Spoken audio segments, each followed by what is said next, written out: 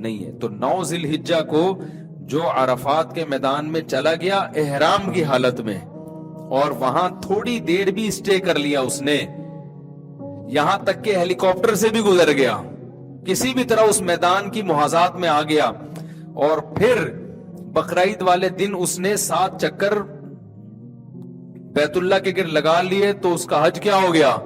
Complete. باقی گناہ ہوگا اس کو کہ وقوف منی کیوں نہیں ہے اور سعی کیوں نہیں ہے, تو ان گناہ بھی ہوگا, اور اس کی تلافی کے لیے رمی کیوں نہیں کی اس نے, تو یہ ساری چیزیں کی تلافی کس کے ذریعے ہو جائے گی؟ دم کے ذریعے. اس لیے خوب سمجھ لو کہ اگر حج کا آپ احرام باندھ لو نا, تو اب ہر قیمت پہ آپ نے وقوف عرفہ کرنا ہی کرنا ہے.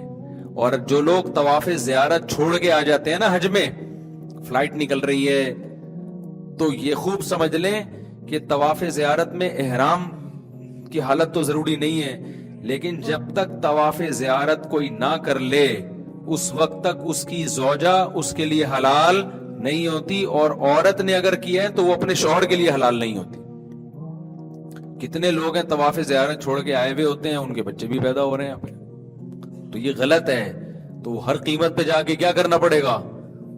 تو اس لیے طواف زیارت کو حج میں بہت فوکس کرنے کی ضرورت ہوتی ہے کہ بھائی یہ تو کرنا ہی کرنا ہے. داخل ہوتے ہیں یہ حج میں بھی, تو اس کا طریقہ یہ ہے کہ لبیک اللہم لبیک لا شریک لک لبیک ان الحمد والنعمت لک والملک لا شریک لک, یہ الفاظ کہے جائیں عمرے کی نیت یا حج کی نیت سے. حج کی نیت ہے تو اللہم انی ارید الحج, اے اللہ میں حج کا ارادہ کرتا ہوں, فتقبلہ منی ویسرہ لی, اردو میں کہہ دیں, اس کو قبول بھی کر اور آسان بھی کر, اردو میں بھی کہہ دیں. تو یہ الفاظ کہتے ہی آپ احرام میں آ گئے, چاہے آپ نے پینٹ شرٹ پہنی ہوئی ہو, اس میں چادروں کا ہونا ضروری نہیں ہے. اور عمرے کی نیت سے کہے تو آپ عمرے کے احرام میں آ گئے, چاہے آپ حرم کے اندر ہوں یا حرم سے باہر ہوں, میقات کے اندر ہوں میقات سے باہر ہوں. اب احرام میں آنے کے بعد احرام کی پابندیاں شروع ہو جائیں گی. ان پابندیوں میں سے ایک پابندی ہے کہ سلا ہوا لباس نہیں پہن سکتے.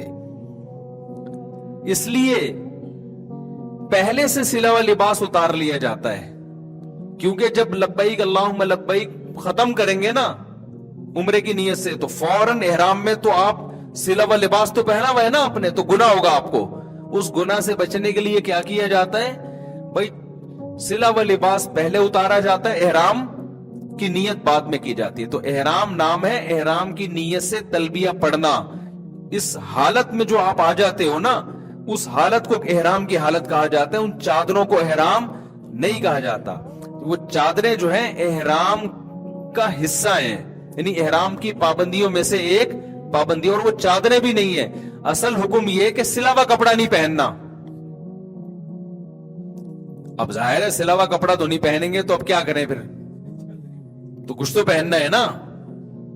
تو وہ جو کچھ پہننا ہے وہ احرام میں داخل نہیں ہے. وہ کچھ پہننا وہ اس کا شرم و حیا سے تعلق ہے. صحیح ہے نا, کہ بھئی سلا ہوا نہیں پہننا. یہی وجہ ہے, یہ میں اس لیے بتا رہا ہوں کہ بعض لوگ احرام باندھ کے واش روم جا رہے ہیں تو ان کو وہی چادریں اتارنی پڑتی ہیں. واش روم سے فون کر رہے ہوتے ہیں, مفتی صاحب میں احرام کی حالت میں چادر اتار سکتا ہوں؟ تو میں ان سے پھر کہتا ہوں بھئی یہ چادر احرام نہیں ہے, یہ تو آپ اتار لیں چادر. یہ تو پہنی اس لیے جاتی ہے تاکہ لوگ آپ کے,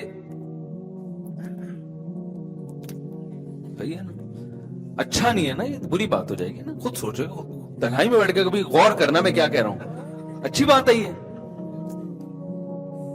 تو جسم تو چھپانا ہے نا اپنا, تو اس کے لیے یہ کیا جاتا ہے. تو اس میں چادریں داخل نہیں ہیں. دوسری بات یہ کہ اس احرام, اگر آپ مکہ جا رہے ہیں, کسی بھی نیت سے مکہ جا رہے ہیں, میقات سے باہر سے, جیسے کراچی سے, طائف سے, مدینہ سے, تو اسلام کا حکم یہ ہے کہ آپ میقات بغیر احرام کے کراس نہیں کر سکتے. تو وہ ایک الگ چیز ہے. وہ کیا ہے, اس کا عمرے سے تعلق نہیں ہے, بلکہ اس کا اس سے تعلق ہے کہ آپ نے عمرے کی نیت کر کے میقات میں احرام باندھا کیوں نہیں؟ آپ نے عمرہ کیا کیوں نہیں؟ تو عمرہ نہ کرنے کی وجہ سے آپ پہ دم واجب ہوتا ہے، تو اب اس کا عمرے سے براہ راست تعلق نہیں ہے، بلکہ وہ یہ ہے کہ مثال کے طور پر شریعت آپ کو حکم دے کہ فلاں وقت میں نماز پڑھو، نہیں پڑھے تو یہ سزا ہے آپ کی۔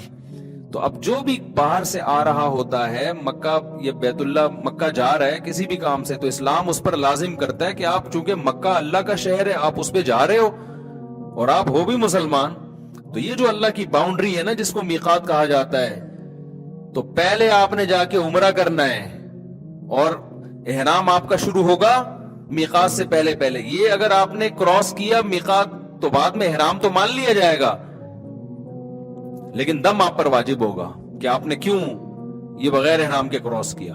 سمجھتے ہو کہ نہیں سمجھتے؟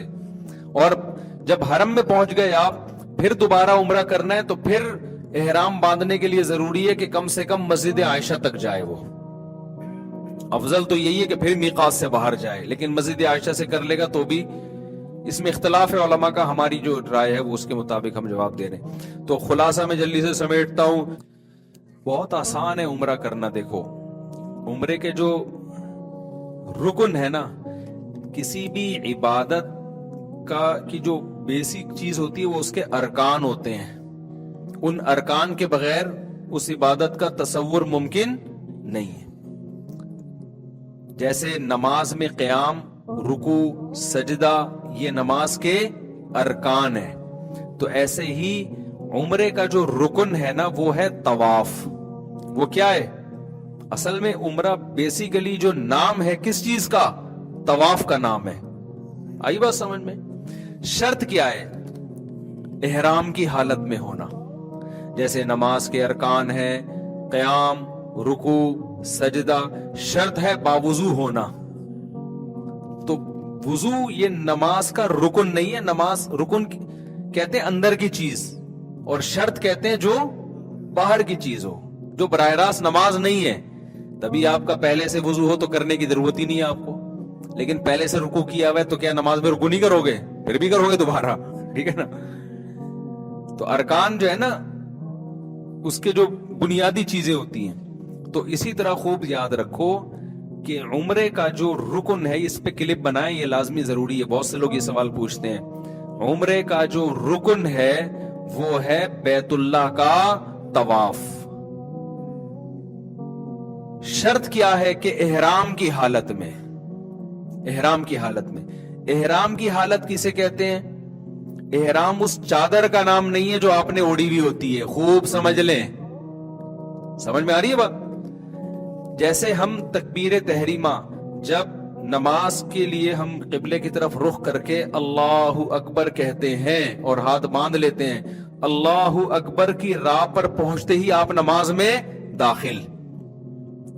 اب راہ پر پہنچتے ہی آپ پر نماز کی پابندی عائد ہو جاتی ہیں۔ اب آپ کسی سے بات نہیں کر سکتے، کھانا پینا نہیں کر سکتے، قبلے سے اپنے سینے کو پھیر نہیں سکتے۔ تو احرام نماز کے اندر بھی ہو گیا کہ نہیں ہو گیا؟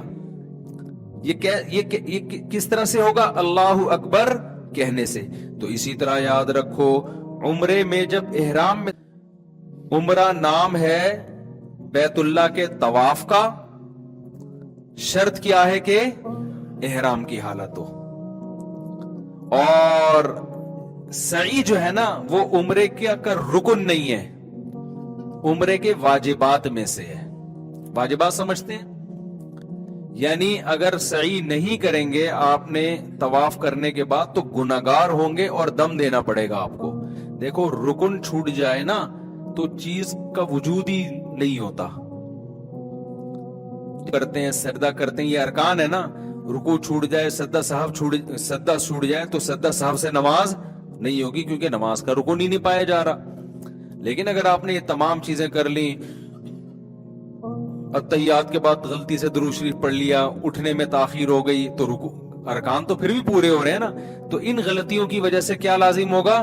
سجدہ صاحب۔ تو جب آپ گئے احرام کی شرط پوری کر کے آپ نے بیت اللہ کا طواف کیا، اس طواف کے نتیجے میں آپ کا عمرہ ہو گیا۔ سعی یہ عمرے کے واجبات میں سے ہے، آپ اگر نہیں کریں گے تو گناہگار ہوں گے، لیکن عمرہ آپ کا ہو جائے گا۔ آپ پر دم واجب ہوگا. لیکن طواف ہی چھوڑ دیا آپ نے تو دم سے عمرہ نہیں ہو جائے گا, پھر تو کیا ہی نہیں آپ نے عمرہ. تو اس میں جو مرکزی حیثیت ہے وہ بیت اللہ کو ہے. آپ جو جاتے ہیں بیت اللہ کے طواف کرنے کے لیے جاتے ہیں اصل میں. حج کس کا نام ہے؟ حج میں 2 ارکان ہیں, عمرے میں کتنے ہیں؟ تو اس لیے کچھ بھی نہ ہونا تو آخری درجہ یہ کہ احرام باندھ کے طواف کر لے آدمی ہر قیمت پہ, بس عمرہ ہو گیا اس کا. باقی چیزوں کی تلافی دم سے ہو جائے گی, جانور ذبح کرنے سے. تو حج میں بھی یاد رکھو 2 کام حج کے ارکان میں سے ہیں, وہ نہیں ہوں گے تو حج نہیں ہوگا آپ کا. 2 کام کر لیے نا تو حج ہو گیا, باقی تمام چیزوں کی تلافی دم کے ذریعے ہو جائے گی. تو ایک ہے اس میں طواف زیارت جو بقرعید کے دنوں میں ہوتا ہے, سمجھتے ہو؟ حج اس کا نام ہے, یہ جو بقرعید کے دنوں میں, اس کے ٹائم بھی متعین ہے, وہ ٹائم بھی آپ آگے پیچھے نہیں کر سکتے. جیسے فرض نماز کا ٹائم متعین ہے نا, تو جو حج کا فرض طواف ہے اس کا بھی ٹائم شریعت میں متعین ہے. اور دوسرا رکن ہے وقوف عرفہ, عرفہ کے میدان میں 9 ذی الحجہ کو جا کے ٹھہرنا, اور شرط یہ ہے کہ احرام کی حالت ہو. اور یہ احرام کی حالت میں ہونا یہ وقوف عرفہ کے لیے شرط ہے, طواف زیارت کے لیے شرط